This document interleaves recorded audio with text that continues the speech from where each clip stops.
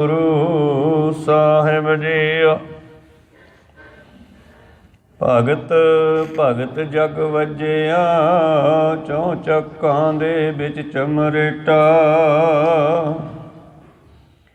ਪਾਣਾ ਗੰਢੈ ਰਾਹ ਵਿੱਚ, ਕੁੱਲਾ ਧਰਮ ਢੋਏ ਢੋਰ ਸਮੇਟਾ।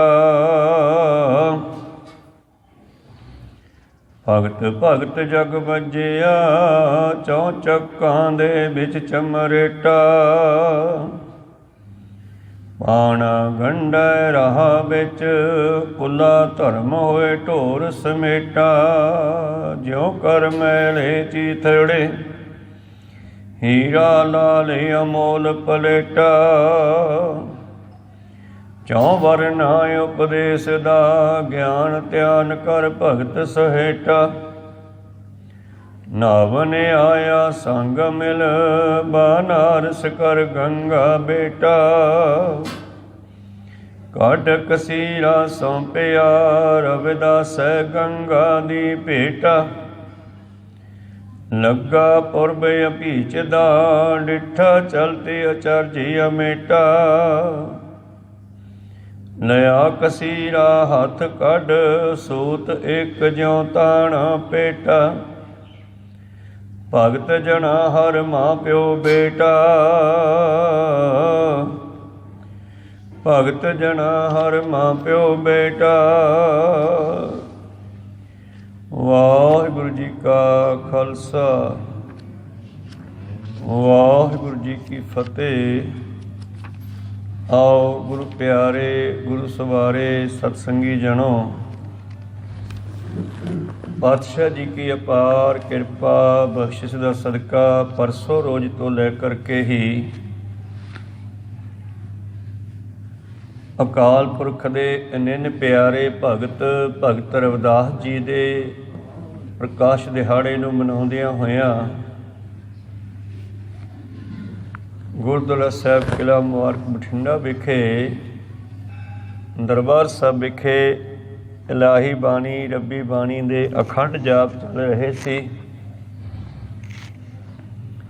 ਅੰਮ੍ਰਿਤ ਵੇਲੇ ਭੋਗ ਪਾਏ ਗਏ ਉਪਰੰਤ ਭਗਤ ਰਵਿਦਾਸ ਜੀ ਦੀ ਪਵਿੱਤਰ ਬਾਣੀ ਚੋਂ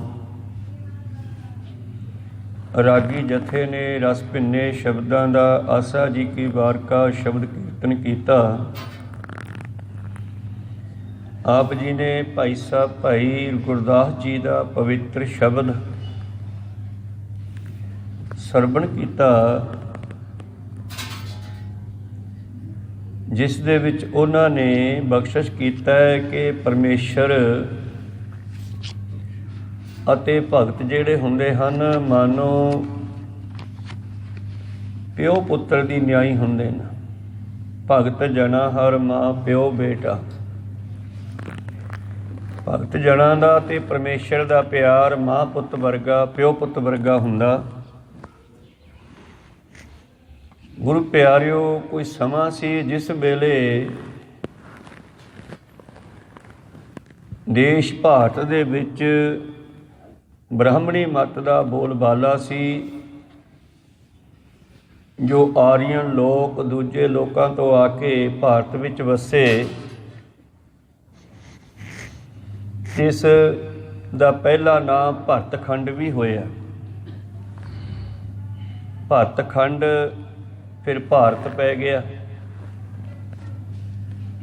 ਇੱਥੇ ਆ ਕਰਕੇ ਉਹਨਾਂ ਆਰੀਅਨ ਲੋਕਾਂ ਨੇ ਆਪਣੇ ਆਪ ਨੂੰ ਬ੍ਰਹਮਾ ਦੀ ਉਪਜ ਦੱਸਿਆ, ਬ੍ਰਹਮਾ ਤੋਂ ਪੈਦਾ ਹੋਏ ਦੱਸਿਆ ਵੀ ਅਸੀਂ ਬ੍ਰਹਮਾ ਦੇ ਪੁੱਤਰ ਹਾਂ, ਅਸੀਂ ਬ੍ਰਾਹਮਣ ਹਾਂ, ਤੁਸੀਂ ਸਾਰੇ ਸ਼ੂਦਰ ਹੋ। ਔਰ ਉਹਨਾਂ ਨੇ ਆਪਣੀ ਭਾਸ਼ਾ ਸੰਸਕ੍ਰਿਤ ਵਿੱਚ ਰੱਖੀ ਹੋਈ ਬਾਣੀ ਉਹਦਾ ਪ੍ਰਚਾਰ ਕਰਨਾ ਸ਼ੁਰੂ ਕੀਤਾ। ਇਸ ਦੇ ਨਾਲ ਹੀ ਜਿਹੜੇ ਆਦੀਵਾਸੀ ਭਾਰਤ ਦੇ ਵਾਸੀ ਸਨ, ਜਿਹੜੇ ਕਿ ਲਗਭਗ ਜੰਗਲਾਂ ਵਿੱਚ ਵਸਦੇ ਸਨ, ਕਿਉਂਕਿ ਇੱਥੇ ਹਰਿਆਲੀ ਬਹੁਤ ਸੀ। ਸਾਡੇ ਮਾਲਵੇ ਦੇ ਇਲਾਕੇ ਨੂੰ ਵੀ ਪਹਿਲਾਂ ਜੰਗਲ ਦਾ ਇਲਾਕਾ ਹੀ ਕਹਿੰਦੇ ਸੀ। ਇਹ ਨਿਸ਼ਾਨੀ ਹੈ ਸਾਡੇ ਕੋਲ। ਤਾਂ ਗੁਰੂ ਪਿਆਰਿਓ, ਉਹਨਾਂ ਆਰੀਅਨ ਲੋਕਾਂ ਨੇ, ਉਹਨਾਂ ਆਪਣੇ ਆਪ ਨੂੰ ਬ੍ਰਾਹਮਣ ਅਖਵਾਉਣ ਵਾਲਿਆਂ ਨੇ ਭਾਰਤ ਵਰਸ਼ ਦੇ ਲੋਕਾਂ ਨੂੰ ਸ਼ੂਦਰ ਕਹਿ ਕੇ ਲਤਾੜਨਾ ਸ਼ੁਰੂ ਕੀਤਾ। ਆਪਣੇ ਆਪ ਨੂੰ ਬ੍ਰਹਮਾ ਦੇ ਪੁੱਤਰ ਕਹਾਉਣ ਲੱਗੇ। ਭਾਰਤ ਵਰਸ਼ ਦੇ ਲੋਕਾਂ ਨੂੰ ਸ਼ੂਦਰ ਕਹਿਣ ਲੱਗੇ। ਔਰ ਇਸ ਤਰ੍ਹਾਂ ਭਾਰਤ ਦੇ ਲੋਕਾਂ ਨੂੰ ਉਹਨਾਂ ਨੇ ਨੀਚ ਬਣਾ ਦਿੱਤਾ। ਇੱਕ ਵੀਰ ਨੇ ਕਿਤਾਬ ਲਿਖੀ ਹੈ, ਭਾਰਤੀ ਲੋਕ ਨੀਚ ਕਿਵੇਂ ਬਣੇ। ਨੀਚ ਹੈ ਹੀ ਨਹੀਂ ਸੀ ਤੇ ਨਾ ਹੀ ਹੈ। ਬਾਬੇ ਨਾਨਕ ਨੇ ਸਭ ਨੂੰ ਉੱਚਾ ਚੁੱਕਿਆ। ਤਾਂ ਉਹਨਾਂ ਸਮਿਆਂ ਵਿੱਚ ਇੱਕ ਭਗਤ ਰਾਮਾਨੰਦ ਹੋਇਆ, ਜਿਸ ਦਾ ਇੱਕ ਸ਼ਬਦ ਗੁਰਬਾਣੀ ਵਿੱਚ ਸਤਿਗੁਰਾਂ ਨੇ ਬਖਸ਼ਿਸ਼ ਕੀਤਾ। ਕਤ ਜਾਈਐ ਰੇ ਘਰ ਲਾਗੋ ਰੰਗ, ਮੇਰਾ ਚਿੱਤ ਨਾ ਚੱਲੈ ਮਨ ਭਇਓ ਭੰਗ। ਰਾਮਾਨੰਦ ਤੋਂ ਭਗਤੀ ਦੀ ਲਹਿਰ ਆਰੰਭ ਹੋਈ ਔਰ ਉਹਨਾਂ ਨੇ ਸਭ ਨੂੰ ਪਰਮੇਸ਼ਰ ਦੀ ਭਗਤੀ ਕਰਨ ਦਾ ਗਿਆਨ ਦੇਣਾ ਸ਼ੁਰੂ ਕੀਤਾ। ਭਾਵੇਂ ਕਿ ਉਸ ਨੂੰ ਉਸ ਮੌਕੇ ਦੇ ਬ੍ਰਾਹਮਣਾਂ ਨੇ ਰੋਕਣਾ ਕੀਤਾ, ਪਰ ਉਹ ਪਰਮੇਸ਼ਰ ਦੇ ਸੱਚ ਦੇ ਮਾਰਗ 'ਤੇ ਚੱਲਦਾ ਹੋਇਆ। ਜਿਹੜਾ ਵੀ ਉਹਦੀ ਨਜ਼ਰ 'ਚ ਆਇਆ, ਜਿਹਨੇ ਉਹਦੇ ਕੋਲ ਆ ਕੇ ਪੁੱਛਣਾ ਕੀਤਾ, ਜਿਹਨੇ ਸ਼ਰਨ ਲਈ, ਉਹਨਾਂ ਨੂੰ ਉਸਨੇ ਉਸ ਪਰਮੇਸ਼ਰ ਨੂੰ ਮਿਲਣ ਦਾ ਢੰਗ ਦੱਸਣਾ ਸ਼ੁਰੂ ਕੀਤਾ। ਅਤੇ ਉਹਨਾਂ ਭਗਤਾਂ ਨੇ ਫਿਰ, ਜਿਨ੍ਹਾਂ ਨੂੰ ਅਸੀਂ ਭਗਤ ਕਹਿੰਦੇ ਹਾਂ, ਰਾਮਾਨੰਦ ਦੇ ਲਗਭਗ ਸਮਕਾਲੀ ਹੋਏ, ਸੇਵਕ ਹੋਏ, ਚੇਲੇ ਹੋਏ ਕਹਿ ਦਿਓ, ਜਿਨ੍ਹਾਂ ਦਾ ਵਿੱਚ ਇੱਕ ਭਗਤ ਕਬੀਰ ਸਾਹਿਬ ਜੀ ਹੋਏ। ਇਹਨਾਂ ਨੇ ਵੀ ਰਾਮਾਨੰਦ ਜੀ ਤੋਂ ਨਾਮ ਲਿਆ ਔਰ ਫਿਰ ਪਰਮੇਸ਼ਰ ਦਾ ਨਾਮ ਜਪਿਆ। ਇਸੇ ਤਰ੍ਹਾਂ ਹੀ ਸੈਣ ਨਾਈ ਭਗਤ ਹੋਇਆ। ਸੁਣ ਪ੍ਰਤਾਪ ਕਬੀਰ ਦਾ, ਦੂਜਾ ਸਿੱਖ ਹੋਆ ਸੈਣ ਨਾਈ। ਔਰ ਅੱਜ ਮੈਂ ਵਿਚਾਰ ਕਰ ਰਿਹਾ ਭਗਤ ਰਵਿਦਾਸ ਜੀ ਦੇ ਜੀਵਨ ਦੀ ਥੋੜ੍ਹੀ ਆਪਾਂ ਵਿਚਾਰ ਸਾਂਝੀ ਕਰਾਂਗੇ ਗੁਰਬਾਣੀ ਦੇ ਚਾਨਣ ਦੇ ਵਿੱਚ, ਰੋਸ਼ਨੀ ਦੇ ਵਿੱਚ।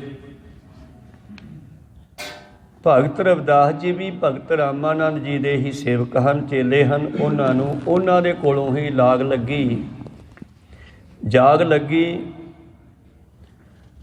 ਅਤੇ ਪਰਮੇਸ਼ਰ ਦੀ ਭਗਤੀ ਦੇ ਵਿੱਚ ਲੀਨ ਹੋਣ ਲੱਗੇ। ਭਾਵੇਂ ਕਿ ਭਗਤ ਰਵਿਦਾਸ ਜੀ ਦਾ ਪਿਤਾ ਪੁਰਖੀ ਜਨਮ ਜਿਹੜਾ ਹੈ, ਕਰਮ ਜਿਹੜਾ ਹੈ, ਉਹ ਮਰੇ ਪਸ਼ੂਆਂ ਨੂੰ ਢੋਣਾ ਸੀ,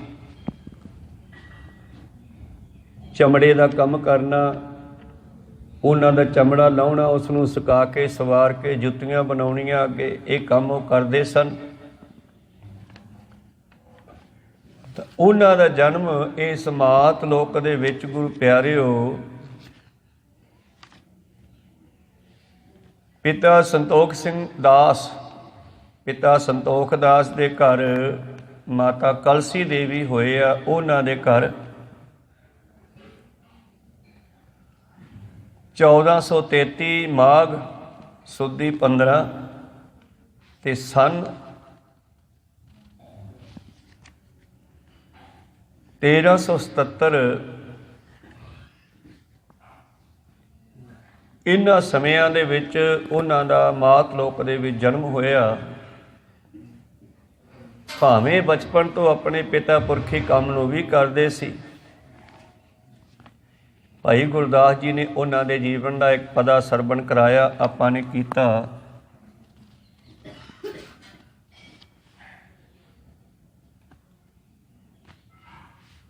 ਇਸ ਤਰ੍ਹਾਂ ਭਗਤ ਰਵਿਦਾਸ ਜੀ ਦਾ ਜਨਮ ਹੋਇਆ।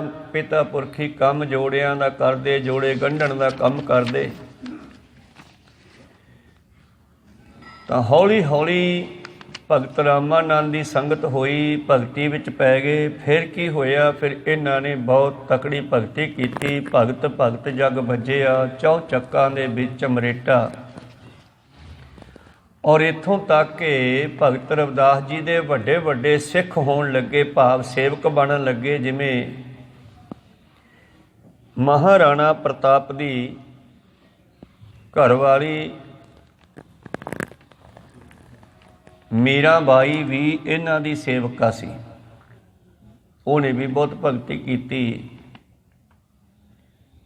ਜਦੋਂ ਭਗਤ ਰਵਿਦਾਸ ਜੀ ਦਾ ਸੰਸਾਰ ਵਿੱਚ ਨਾਮ ਚੱਲਣ ਲੱਗਿਆ ਤੇ ਵੱਡੇ ਵੱਡੇ ਲੋਕ ਇਹਨਾਂ ਕੋਲੋਂ ਆ ਕੇ ਪਰਮੇਸ਼ਰ ਦੇ ਮਿਲਣ ਦਾ ਰਸਤਾ ਪੁੱਛਣ ਲੱਗੇ, ਇਸ ਸਭ ਨੂੰ ਪਰਮੇਸ਼ਰ ਨਾਲ ਜੋੜਨ ਲੱਗੇ।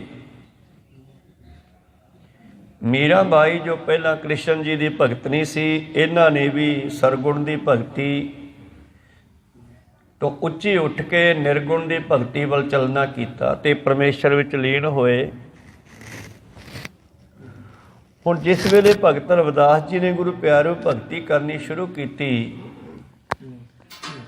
ਤੇ ਭਗਤੀ ਕਰਦੇ ਕਰਦੇ ਉਸ ਅਵਸਥਾ ਨੂੰ ਪ੍ਰਾਪਤ ਕਰ ਗਏ ਜਿਸ ਨੂੰ ਇਹ ਆਪਣੀ ਬਾਣੀ ਵਿੱਚ ਬਿਆਨ ਕਰਦੇ ਨੇ,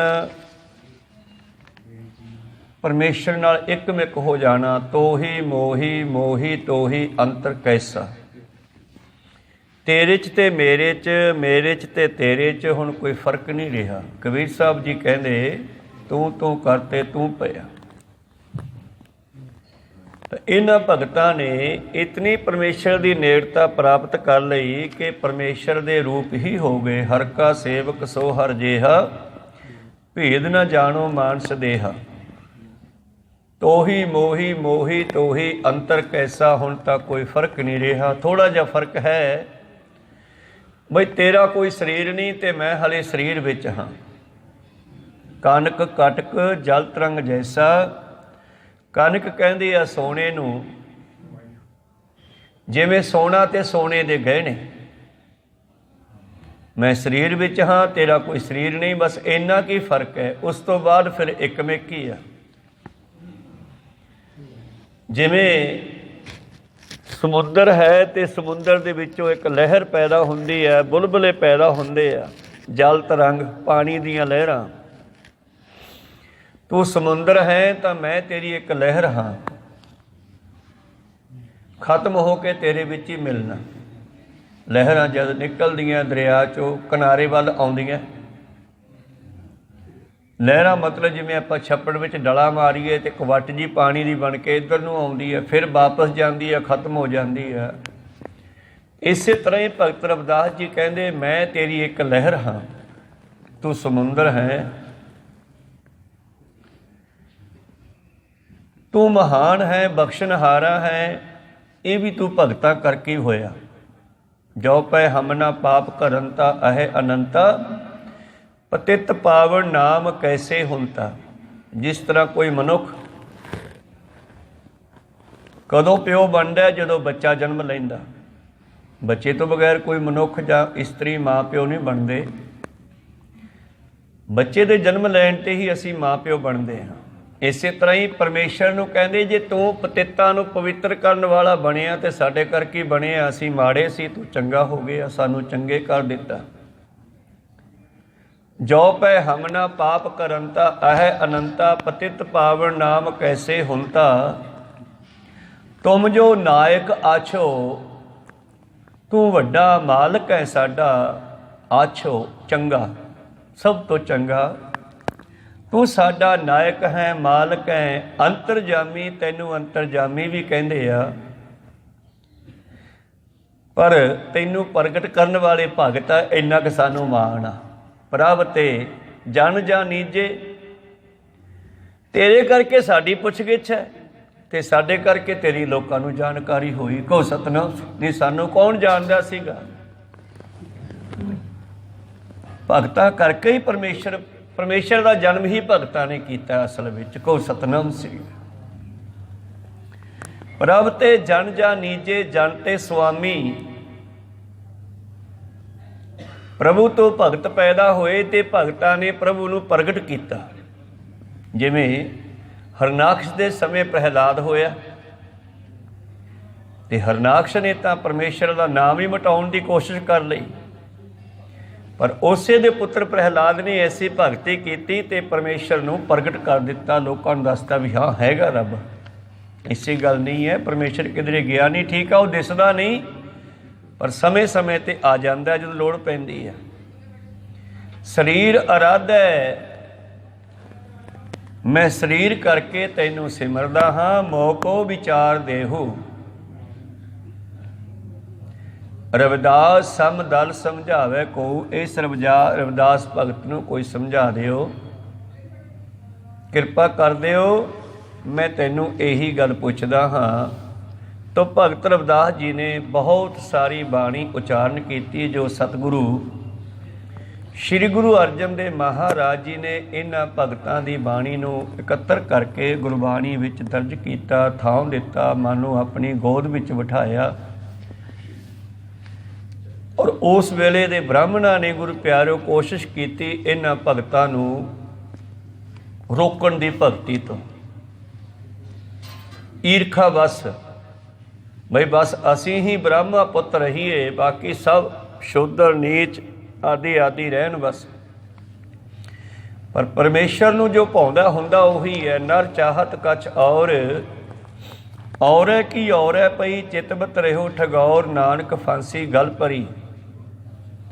दुनिया तो बहुत कुछ सोचती आ, पर धन गुरु तेग बहादुर महाराज जी भोग दे सलोकां विच कहंदे हुंदा उही है जो परमेश्वर नूं भाउंदा है। ते इन्हां भगतां नूं दबाउण दी कोशिश कीती ते जिन्ना कोई सच नूं दबाउंदा है ना, सच उदों भी ताकतवर होके फिर भुड़कदा है, उभरदा है, प्रगट हुंदा है। अज भी सच नूं दबाउण दीआं कोशिशां कीतीआं जांदियां, पर गुरु पातशाह कहंदे कूड़ खत्म हो सकदा है, सच नहीं खत्म हो सकदा। कूड़ न खुटै नानका, ओड़क सच रही। भगतां दी इच्छा हुंदी है सारे संसार नूं सुख देण दी। भगत हमेशा दुनिया विच आउंदे आ दुनिया नूं परमेश्वर दा घर बनाउण वास्ते, दस्सण वास्ते कि परमेश्वर दा घर है। जिस तरह उन्हां दा वचन है, बेगमपुरा शहर को नाओ, दुख अंदोह नहीं ते ठाओ। बेगमपुरा जिथे कोई गम नहीं है। पहला उन्होंने अपने अंदरों फील किया वो चीज़ नूं, फिर उसनूं दुनिया विच प्रगट करन दी कोशिश की उन्होंने। जिस तरह भगत पीपा जी कहते हैं, जो ब्रह्मंडे सोई पिंडे, जो खोजे सो पावै। पीपा प्रणबै परम तत्त है, सतगुर होए लिखावे। तो भगत जी ने दुकान बनाई आ रस्ते दे विच। कहंदे भाई गुरदास जी ने उस समय दे हाल नूं अपने शब्द विच लिखिया, भगत भगत जग बजिया, चौं चक्कां दे विच मरेटा, पाना गंढे राह विच रस्ते ते, कुल्ला धर्म ढोए ढोर समेटा। जिन्हां दी कुल दा, जिन्हां दे वड्डियां दा काम सीगा मरे पशुआं नूं ढोना, खत्म करना उन्हां नूं। और पर रविदास की निकले आ, उन्हां मरे पशुआं दे काम विच रविदास तां एक हीरा ही निकले आया। कहो सतनाम सी। उस चमड़े दे काम विच भगत रविदास ज्यों कर मैले चीथड़े, जिवें किसी मैले कपड़े में सोने की टूम लुकोई पई होवे। कहो सतनाम श्री। हीरा तो उदों भी कीमती आ। ज्यों कर मैले चीथड़े, हीरा लाल अमोल पलेटा। भावे मनुखा जीवन दे विच जिस नूं शूद्र कहंदे सी, वो भगत तां परमेश्वर दा लाल निकलिया। अमोल जिस दा मुੱਲ कोई नहीं, मनुखा जन्म जिस दी कीमत कोई नहीं। ਉਹਦੀ गल भगत रविदास जी ने ਜ਼ਾਹਰ ਕੀਤੀ। चौह वरना उपदेश दा, ज्ञान ध्यान कर भगत सहेटा। सहज भगती करते हैं, ज्ञान ध्यान करते हैं। जो इन्हां कोल आउंदा उन्हां नूं ज्ञान भी दिंदे आ। एक राजे नूं पता लग्या, कहने यार भगत रविदास जी कोल अमृत है, कहने अमृत लैके अमर हो जाईदा। ते एक दिन वो राजा किसी तरह संसार तो नज़र छुपा के, क्योंकि ब्राह्मणों ने यह भी गल प्रचलित की हुई सी भी चमियार की संगति, वो चमियार का शूद्र है। राजा अमृत लेना भी चाहता है पर अपने आप को छुपा के आया। रविदास जी की दुकान पर पहुँच गया, कहन लगे महाराज अमृत दिओ। और राजे के सामने दे जद भगत रविदास जी ने निगाह मारी तो पातशाह जी का बचन है, नज़र जिन्हां दी कीमियां कौडियों करदे लाल, पर गंढ तो जोड़े रहे न। ते चमड़े के जोड़े नूं गंढण वास्ते कोले कुंडी रखी है पानी गिला करने वास्ते। ਉਹਦੇ ਵਿੱਚ ਟੁੱਟੇ ਹੋਏ ਜੋੜੇ ਵੀ ਭਿਉਂਤੇ ਹੋਏ ਆ, ਭਿੱਜੇ ਹੋਏ ਆ। ਮੂਹਰੇ ਇੱਕ ਸਿੱਲ ਪੱਥਰ ਹੈ ਜਿਹਦੇ ਉੱਤੇ ਚਮੜਾ ਕੱਟਦੇ ਆ ਰੰਬੀ ਨਾਲ। ਔਰ ਰਾਜਾ ਮੂਹਰੇ ਬਹਿ ਗਿਆ ਭੋਗ ਕਰਕੇ, ਕਹਿੰਦਾ ਜੀ ਅੰਮ੍ਰਿਤ ਦਿਓ ਮੈਨੂੰ, ਕਿਉਂਕਿ ਭਗਤਨੀ ਮੀਰਾ ਬਾਈ ਦਾ ਬੜਾ ਨਾਮ ਦੁਨੀਆ ਵਿੱਚ ਹੋ ਗਿਆ ਸੀ। ਤਾਂ ਉਸ ਵੇਲੇ ਕਹਿੰਦੇ ਭਗਤ ਜੀ ਨੇ ਦਇਆ ਦੇ ਘਰ ਵਿੱਚ ਆ ਕੇ, ਖੁਸ਼ੀ ਦੇ ਘਰ ਵਿੱਚ ਆ ਕੇ ਉਹ ਕੁੰਡੀ ਦੇ ਵਿੱਚ ਚੂਲੀ ਭਰੀ ਤੇ ਰਾਜੇ ਨੇ ਭੋਗ ਕੀਤਾ ਸੀ ਉਹ 'ਚ ਪਾ ਦਿੱਤੀ। ਹੁਣ ਰਾਜੇ ਦੀ ਨਿਗਾਹ ਉਸ ਕੁੰਡੀ ਤੇ ਗਈ ਤੇ ਕੁੰਡੀ ਜੋੜੇ ਭਿੱਜੇ ਹੋਏ ਆ।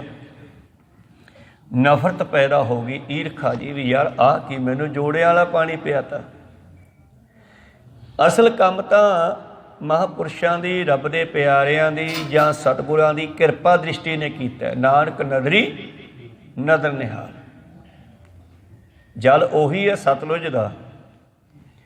ਜਦੋਂ ਲੋਹੇ ਦੇ ਬਾਟੇ ਵਿੱਚ ਪਾ ਕੇ ਦਸਵੇਂ ਪਾਤਸ਼ਾਹ ਜੀ ਨੇ ਉਸ ਦੇ ਉੱਤੇ ਆਪਣੀ ਕਿਰਪਾ ਦ੍ਰਿਸ਼ਟੀ ਪਾਉਂਦਿਆਂ ਹੋਇਆਂ, ਕਿਉਂਕਿ ਜਲ ਦਾ ਸੁਭਾਅ ਹੈ, ਇਹ ਸਾਡੀ ਆਵਾਜ਼ ਨੂੰ ਅਤੇ ਨਿਗਾਹ ਨੂੰ, ਜੋਤ ਨੂੰ ਗ੍ਰਹਿਣ ਕਰਦਾ ਹੈ। ਇਹਦੇ ਵਿੱਚ ਜਾਣ ਹੈ। ਪਹਿਲਾ ਪਾਣੀ ਜੀਓ ਹੈ, ਜਿਤ ਹਰਿਆ ਸਭ ਕੋਇ, ਇਹ ਗ੍ਰਹਿਣ ਕਰਦਾ। ਅਤੇ ਸਤਿਗੁਰੂ ਗੋਬਿੰਦ ਸਿੰਘ ਜੀ ਨੇ ਉਸ 'ਤੇ ਕਿਰਪਾ ਦ੍ਰਿਸ਼ਟੀ ਪਾਉਂਦਿਆਂ ਹੋਇਆਂ ਜਦ 5 ਬਾਣੀਆਂ ਪੜ੍ਹੀਆਂ ਤੇ ਉਸ ਨਜ਼ਰ ਨੇ ਹੀ ਉਸ ਜਲ ਨੂੰ ਅੰਮ੍ਰਿਤ ਬਣਾ ਦਿੱਤਾ ਸੀ। ਔਰ ਫਿਰ ਉਸ ਅੰਮ੍ਰਿਤ ਨੇ